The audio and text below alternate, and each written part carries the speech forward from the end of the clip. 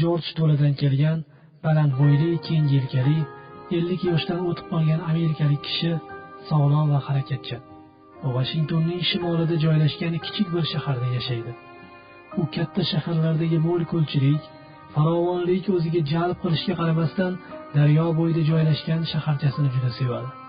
U kuni bilan tijoriy ishlar bilan band bo'ladi. Kechga yaqin uyiga xotini, 2 qizi va bir o'g'lining huzurlariga qaytadi. Bo'sh vaqtlarini ular bilan o'tkazadi.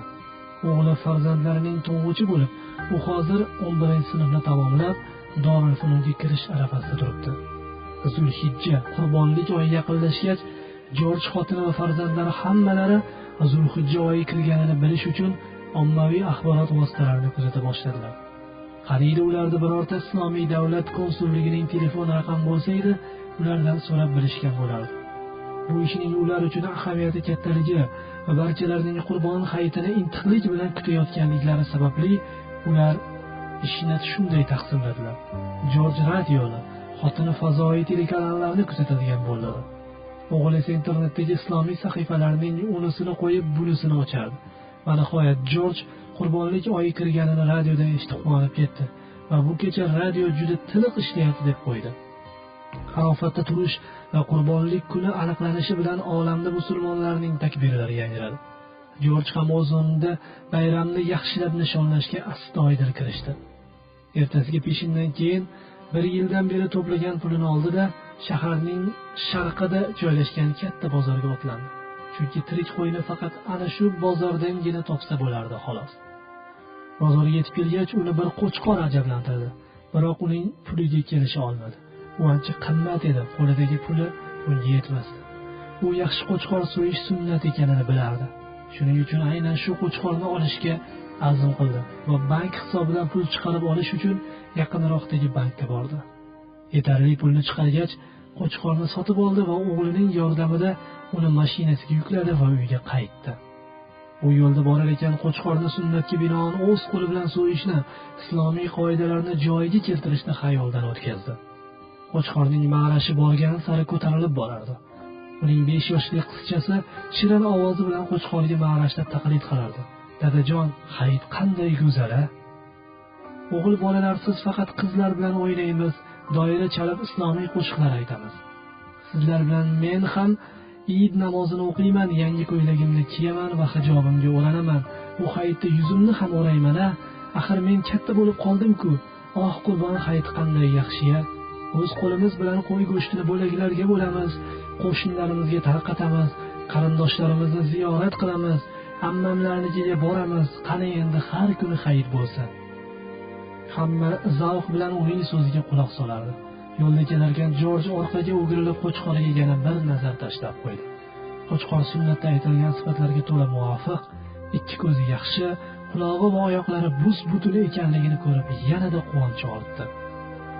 Uyga yetib kelishgach, xotini shoshib chiqib turib dedi: "Jorj, qo'yni 3 ga taqsimlash sunnatga muvofiq ekan. 3dan birini faqir miskinlarga tarqatamiz, 3dan birini qo'shnilarimiz David, Elizabet va Molikalarga beramiz. Qolgan 3dan 1 bo'lagini esa o'zimizga olib qolamiz." Ular qo'yni so'yadigan vaqtda qiblani izlashdi va Saudiya Arabistoni tarafini taxmin qilishdi. Jorj qo'yni qiblaga qaratib, pichog'ini qo'liga oldi va qo'yni so'ydi. So'yib bo'lgach, xotini sunnatga ko'ra uni 3 ga bo'ldi.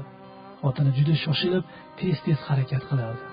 Jorj achchig'idan ovozini ko'tarib, yuzlari qizarib, g'azabnok holatda: "Qani tez-tez bo'lmasalarmi? Axir bugun yakshanba-ku, cherkovga borishimiz kerak." Jorj cherkovga borishni aslo tark qilmas edi. Hattoki u xotini va bolalarini ham o'zi bilan birga olib borardi. Hikoya mana shu yerga yetganda, o'tirganlardan biri hikoyachidan so'radi: "Hoy birodar, nimalar deyapsiz? Jorj musulmonmi o'zi yoki nasroniymi? Agar u musulmon bo'lsa, nima uchun cherkovga boradi?" Hikoya qiluvchi unga qarata: "Yo'q, Jorj, uning xotini va bolalari, ularning hammasi nasroniy dinidalar. Ular yolg'iz Allohga va uning rasuliga iymon keltirmaydilar, balki Xudoni uchta deb da'vo qiladilar. Alloh va rasuliga kufr keltirganlar." Majlisda g'ala-g'ovur boshlandi. Shovqin suron ko'tarildi. Ulardan biri odobsizlarcha dedi: "Hoy Ahmad, bizlarni aldama. Jorj va uning oilasi bu ishni qilishiga kim ishonadi? Hech jahonda kufr ahli islom marosimlarini bajaradimi? Bo'lmagul gapni qo'ysangchi. qanaqasiga u hayitni bayram qilsin? Shunda hikoyachi o'zini himoya qila boshladi. Ey birodarlar, nimaga ishonmaysizlar? Bir nasroniy bizning islomiy bayramimizni nishonlabdi-da. Musulmonlar ichida kufr ahlining bayramini nishonlayotganlar ozmi? Musulmonlar ushbu ahlning bayramlarini nishonlaganlarida nima uchun nasorolar musulmonlarning bayramlarini nishonlamasinlar? Demak, Jorj va uning oilasi hayitni bayram qilishidan ajablanishga hojat yo'q. Agar sizlar Jorjning ishidan ajablanayotgan bo'lsangizlar, men musulmonlarning ishlaridan ajablanmoqdaman. Ularning holiga qaranglar, tobelik va mag'lublik shu darajada ham bo'ladimi? Majlisda yana ovozlar ko'tarildi. Hamma Ahmadga hujum qila boshladi. Shunda Ahmad ularga qarata, "Iltimos, menga quloq tutinglar.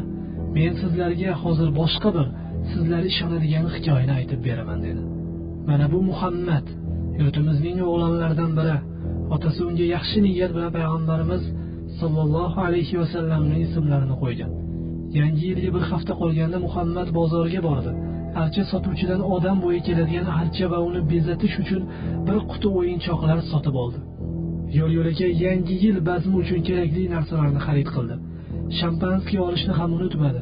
Uyiga qaytgach, xotini va bolalari bilan birgalashib archani uyning o'rtasiga o'rnatishib, uni kelinchakdek yasatishdi. Ular sabrsizlik bilan kun sanay boshladilar. Va nihoyat kalendarning 31-dekabr deb yozilgan varag'i paydo bo'ldi. Shu kecha ularnikiga Muhammadning aka-ukalari, xotin va farzandlari bilan yangi yilni kutib olish uchun kelishdi. Tungi soat 12ga 15 daqiqa qolganda eshik qo'ng'irog'i chalindi. Muhammadning katta o'g'li Abdulloh eshikni ochdi. Abdulloh kelgan aziz mehmonlarni ko'rib, xursandligidan qichqirib yubordi. "Ura! Qorbobo va Qorqiz keldi." Qorbobo va Qorqiz bazmga qo'shildilar va hammani yangi yil bilan tabriklab, kichkintoylarga sovg'alar tarqatishdi. Qorbobo va Qorqiz qo'shni binoda yashaydigan Abdulqodir va Fotimalar ekan. "Xo'sh, bunga nima deysizlar?" dedi Ahmad hikoyasini tugatar ekan. Majlisdagilar xijolat bo'lganlaridan boshlarini ko'tara olmay jim qoldilar. Ahmad qo'lini bir siltab qo'ydi-da, so'zda davom etdi. "Men Amerikada 10 yildan beri yashayman. Birorta boshqa dindagilarning musulmonlarga xos bayramni nishonlaganini ko'rmadim. Ulardan birortalarini bizning bayram va munosabatlarimiz haqida so'raganini ham ko'rmadim. Bayramlar dinning zohiriy shiorlaridandir.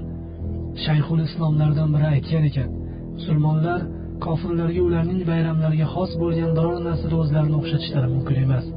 Bu o'xshatish taomda, kiyimda, yuvinishda, gulxan yoqish va hayotdagi islomga xos odat yoki ibodatni bekor qilishda bo'lsin, buning farqi yo'q. Shu munosabatlar bilan ba'zan o'tirishlar, uyushtirishlar, hadyalar ulashish va ana shu munosabatlarda ishlatiladigan narsalarni sotish, bolalar va ayollarga o'yin kulgi uchun imkoniyat yaratib berish hamda yangi liboslarni kiyib yasanish mumkin emas. Umuman musulmonlar o'z bayramlarida kufr ahlining bayramlariga xos narsalardan birortasini qilishlari mumkin emas. Shuningdek, kufr ahlining bayramlari musulmonlar uchun oddiy kunlardek o'tmog'i lozim. Fatavo al-Kubro. Al-Qayyum rahimahulloh aytadilar: kofirlarga xos munosabatlarda tabriklash, muborakbod etishning haromligiga ulamolar ittifoq qilishgan. Masalan, bayramingiz qutlug' bo'lsin va shu kabi iboralar bilan tabriklash. Shu so'zlarni aytgan odam dindan chiqmasa hamki juda qattiq harom ishni qilgan bo'ladi. Uning misoli uni hoj kresga sajda qilishi bilan tabriklashga o'xshaydi. Bu esa Allohning nazdida aroq ichish, odam o'ldirish va zino qilishdan ko'ra qattiqroqdir. Aksariyat dinning qadriga yetmaydigan kishilardan shu kabi ishlar sodir bo'ladi. U o'zining qilayotgan ishi naqadar yaramas ekanligini fahmlamaydi, birovni gunohi, bid'ati va qilayotgan kufr ishi uchun tabriklagan kishi Allohning g'azabiga uchrashi turgan gap. Har bir musulmon va muslima ushbu hadisni yodda tutsin. Kimki biror bir qavmga o'zini o'xshatsa, bas u o'shalardandir.